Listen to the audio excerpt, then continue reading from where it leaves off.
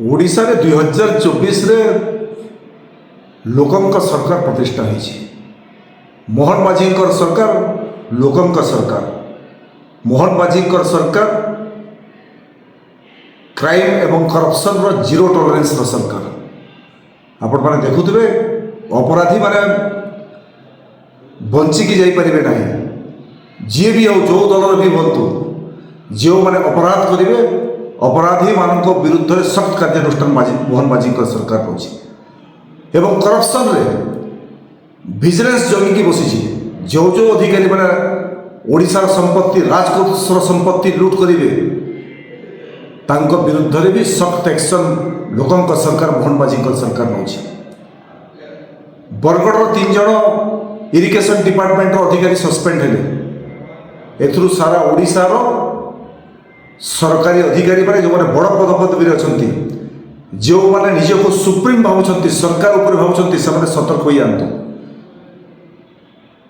Corruption zero tolerance सरकार मोहन माझीकर सरकार। एवं केनाल रो जो काम जो घटना पाई बरगढ़ रे ये हैला बिना एग्रीमेंट रे ओडिशार माननीय मुख्यमंत्री पाखरे फाइल अच्छी। माननीय मुख्यमंत्री एग्रीमेंट कॉपी रे दस्तखत नहीं नहांती। कि अधिकार देला से ठेकेदार को कि अधिकार देला से इंजीनियर मान को जो मैंने आदेश देले बिना एग्रीमेंट रे काम आरंभ कर दे केनाल काम को बर्बाद कर दे। एवं मोहन माझीकर सरकार जो एक्शन नहीं छथि मु ताको स्वागत करूची। एवं समस्त अधिकारी मानक पय एटा चेतावनी जीरो टॉलरेंस करप्शन क्राइम रो सरकार मोहन माझीकर सरकार। सतर्क रहंतु समस्त अधिकारी माने नीति नियम रे काम करंतु। काना कहबे वर्तमान जेन बस कंडक्ट के नहीं करी आपण जो अभियोग करथिले आर एता के नहीं करी मुख्यमंत्री 3 जन को सस्पेंड करिछि। निश्चित भाव में देखन जेतेबेले आम ये प्रसंग के उठेलु जे कार्यक्रम जेन बॉक्स कन्विक्ट एवं सौंदर्यीकरण हवा बरगढ़ केनाल आमे सदा सर्वदा कहीचु विजु जनता दल बरगढ़ जेकोसी डेवलपमेंट काम के ओपन हार्टेडली समर्थन करवा स्वागत करवा किंतु सरकार नीति नियम भितर से कार्यक्रम माने हेबार कथा। जेतेबेले बॉक्स कन्विक्ट टेंडर हैला टेंडर प्रक्रिया पूरा संपूर्ण नहीं थी एवं जे किए से अवार्ड ऑफ कॉन्ट्रैक्ट भी नहीं पाई थी जड़े हाई रेट रे पकईकरी ताके लो रेट देखागला एवं ताके काम करवा लगी भी विभाग रो इंजीनियर माने होन किंबा जे अधिकारी माने कार्यक्रम रे शामिल हेले आमर अभियोग थिला से समय रे जदि सरकार जेनसी भी कार्यक्रम करूछन ताके ट्रांसपेरेंसी वे करा जाओ।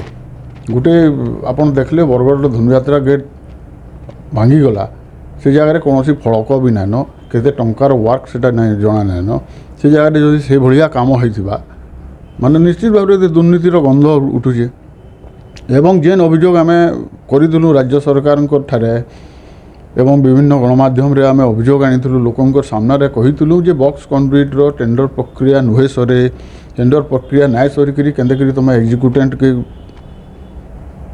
वर्क माने वर्क करवा लगी आकिज करवा लगी ताके येस कल विभाग अधिकारी माने एवं जेन कंडर माने ठेकेदार के दिया 2 जन मात्र टेंडर रे पार्टिसिपेट करिछन 4.99% एक्सेस रे से पाउजे कोटी कोटी टंकार काम एवं सही ठेकेदार विरुद्ध रे अतीत रे 2017 मसीह रे ग्राम्योन्नयन विभाग रे गोटे ब्रिज काम कला बेले भांगी जाता से ब्रिज से ठेकेदार ब्लैकलिस्टेड होते एते बड़ प्रोजेक्ट जेनु कि बरगढ़ सहर हजार हजार लोकंकर धन जीवन हानि आशंका रही बॉक्स कन्विक्ट हैला परे जदि ठीक मानर ना हेबा एवं द्वितीय रे बरगढ़ ब्लॉक एवं भेड़ेन ब्लॉक रो हजार हजार हेक्टर जमी जलसेचन सुविधा से केनाल द्वारा करा होजे।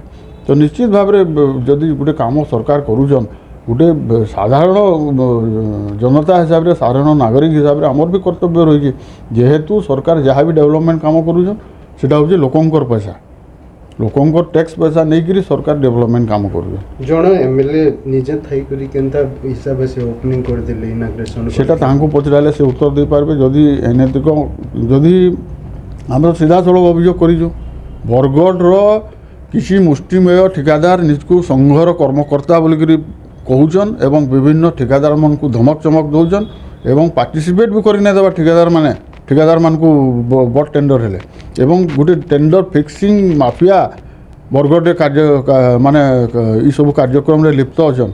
ଆମେ ତ ଆମ ଡିମାଣ୍ଡରେ କହିଥିଲୁ, ମୁଁ ତ କହିଥିଲି ସେ ସମୟରେ ବି 7 ଦିନ ପୂର୍ବରୁ ମୁଁ କହିଛେ ଯେନ୍ମାନେ ଖାଲି 3ଟା ବିଭାଗୀୟ ଅଧିକାରୀମାନଙ୍କୁ ସସ୍ପେଣ୍ଡ କରିଦେଲେ କଥାର ଅନ୍ତ ନାଇଁ ହୁଏ। ଯଦି ସସ୍ପେଣ୍ଡ ହେଲେ ଗୋଟେ ଏଇଟା ସୂଚେଇ ଦେଉଛେ ସରକାର ସ୍ୱୀକାର କଲେ ଯେ ଇ ଯେନ୍ କାମ ହେଉଛି ଏଇଟା କିଛି ଅନୈତିକ କାମ ହେଇଛି ମାନେ ଟେଣ୍ଡର ପ୍ରକ୍ରିୟାରେ। ଯଦି ଟେଣ୍ଡର ପ୍ରକ୍ରିୟାରେ ଅନୈତିକ କାମ ହେଇଛି ଆମର ଦୃଢ଼ ଦାବି ବର୍ତ୍ତମାନ ସରକାର ପାଖରେ ରହିବା ମାନ୍ୟବର ମୁଖ୍ୟମନ୍ତ୍ରୀ ତାଙ୍କର ନିଜର ବିଭାଗ ଦୟାପୂର୍ବକ ଇନକ୍ୱାରି କରୁନ୍, ପ୍ରପର ଇନକ୍ୱାରି କରୁନ୍ ଏବଂ ଯେନ୍ମାନେ এই ଟେଣ୍ଡର ଫିକ୍ସିଂରେ ସାମିଲ ଅଛନ୍ ସେଟା ନେତା ହଉନ୍, ଯନ୍ତ୍ରୀ ହଉନ୍, ମନ୍ତ୍ରୀ ହଉନ୍ କିମ୍ବା ଠିକାଦାର ହଉନ୍ ସେମାନଙ୍କୁ ତୁରନ୍ତ ଆରେଷ୍ଟ କରାଯାଉ। ନାହେଲେ ଆଗାମୀ ଦିନରେ ବିଜୁ ଜନତା ଦଳ ରାଜରାସ୍ତାକୁ ଓହ୍ଲେଇକରି ଯେନ୍ ଟେଣ୍ଡର ପ୍ରକ୍ରିୟାରେ ବିଭିନ୍ନ ଅନୈତିକ କାର୍ଯ୍ୟକ୍ରମ କରାହେଉଛି ତାହାକେ ଦୃଢ଼ ବିରୋଧ କରିବା। ତ ଏଇ ଟେଣ୍ଡର ବିନା ଟେଣ୍ଡରରେ ଯେନ୍ କାମ କରାହେଲା ଆପଣମାନେ ବି ବିରୋଧ କଲେ ଆର୍ ବର୍ତ୍ତମାନ ଅଧା ହେଇକରି କାମ ବର୍ତ୍ତମାନ ଇହାଦେ ତଳମୁଣ୍ଡର ଚାଷୀମାନଙ୍କର ମୁଣ୍ଡରେ ଆଶଙ୍କା ପଶିଗଲାନ ଏବଂ ମୁଁ ବିଭାଗର ଅଧିକାରୀମାନଙ୍କୁ ଏବଂ ମାନ୍ୟବର ମୁଖ୍ୟମନ୍ତ୍ରୀଙ୍କୁ ବିନମ୍ର ନିବେଦନ କରିମି ଯେ ଯଥାଶୀଘ୍ର ସେ କାର୍ଯ୍ୟକେ ଆରମ୍ଭ କରାଯାଉ ତାର ଟେଣ୍ଡର ପ୍ରକ୍ରିୟାକେ ସମ୍ପୂର୍ଣ୍ଣ କରିକରି ଏବଂ ଯଦି ଆଉ 8-10 ଦିନ ପରେ କେନାଲରେ ପାଣି ଛାଡ଼ିବେ ତାର ପୂର୍ବରୁ ନହେଲେ ମାଇନର ମରାମତି କରିକରି କେନ୍ତିକରି ପାଣିଟା ସୁରୁଖୁରୁରେ ଯାଇପାରବା ତାର ବ୍ୟବସ୍ଥା କରୁନ୍।